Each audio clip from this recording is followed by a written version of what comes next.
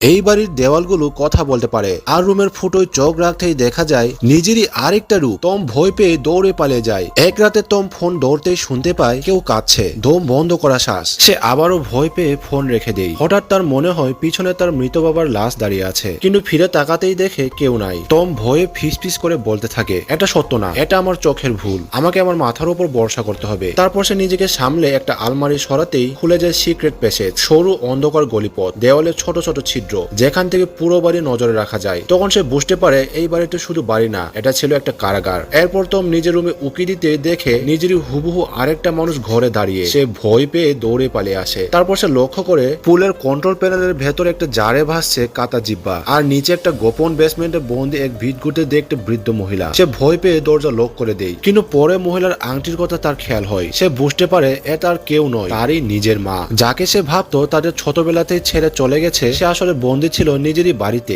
এরপর হঠাৎ হাজির হয় টমের ভাই অ্যালেক্স। সে একজন ঠান্ডা মাথার খুনি। সে এসেই পুলিশ অফিসারকে টমের সামনে মেরে ফেলে। তারপর টমের গার্লফ্রেন্ডকেও মারতে চায়। তাই টম তাকে আটকাতে বলে। সে তার বাবার লুকানোর টাকাগুলোর সন্ধান পেয়ে গেছে। যদি সে মেয়েটিকে না মারে তাহলে সব টাকা তাকে দিয়ে দিবে। তারপর টম যখন অ্যালেক্সকে টাকা দেখিয়ে দেয় তখন সে নিজেই তাকে আক্রমণ করে দেয়, কারণ সে জানতো টাকা নেওয়ার পরও অ্যালেক্স তাদের জীবিত ছাড়বে না। কিন্তু টম তার সাথে পেরে ওঠে না। দুই ভাইয়ের দস্তাদস্তিতে সুইমিং পুলের পাইপে গুলি লেগে বেসমেন্টে পানি ভরতে শুরু করে। তখন সুযোগ পেয়ে টম আর তার গার্লফ্রেন্ড উপর উঠে আসছিল, কিন্তু অ্যালেক্স টমের পা ধরে রাখে। তখনই তাদের মা এসে অ্যালেক্সের গলায় একটি কড়া বেঁধে দেয় আর তাকে নিয়ে পানিতে ডুব দিয়ে থাকে, যেন তার সরল সোজা ছেলে অন্তত বেঁচে যায়। অবশেষে মার স্যাক্রিফাইসের কারণে টম বেঁচে যায় আর মুক্তি পায় তার সব থেকে বড় ভয়, বড় ভাই অ্যালেক্সের থেকে।